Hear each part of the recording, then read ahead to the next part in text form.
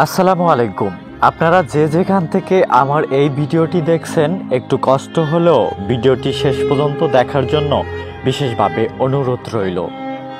আজকে আমি আপনাদেরকে একটি মসজিদের দৃশ্য দেখাচ্ছি, যেই মসজিদটি দীর্ঘ বছর ধরে নির্মাণ করা হয়েছে।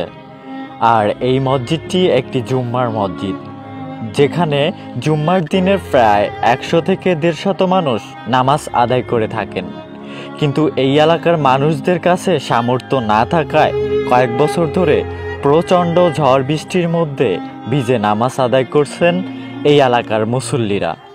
সেই মসজিদটি হল ভোলার লালমোহন উপজেলার কালমা ইউনিয়নের বালুচর ও চরলক্ষী গ্রামের মধ্যখানে অবস্থিত ধনীবাড়ির দরজায় বাইতুল মামুর জামে মসজিদ। এতক্ষণ আমি আপনাদেরকে সেই মসজিদেরই কথা বলেছি। আল্লাহর কাছে সবচেয়ে প্রিয় জায়গা হলো মসজিদ, আর সবচেয়ে নিকৃষ্ট খারাপ জায়গা হলো বাজার।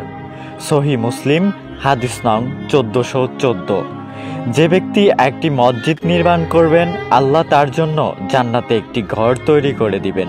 তবে সে মসজিদ যেন ইমানদারদের মধ্যে বিভেদ সৃষ্টির উদ্দেশ্যে না হয়। হযরত মুহাম্মদ সাল্লাল্লাহু আলাইহি ওয়াসাল্লাম। তাই আপনাদের সকলের কাছে ওই এলাকার মুসল্লি ও আমার পক্ষ থেকে বিশেষ বিশেষ অনুরোধ, আপনারা যে যেখান থেকে পারেন আপনাদের সহযোগিতার হাত বাড়িয়ে এই মানুষদেরকে নামাজ পড়ার জন্য একটি স্থানের ব্যবস্থা করে দিন।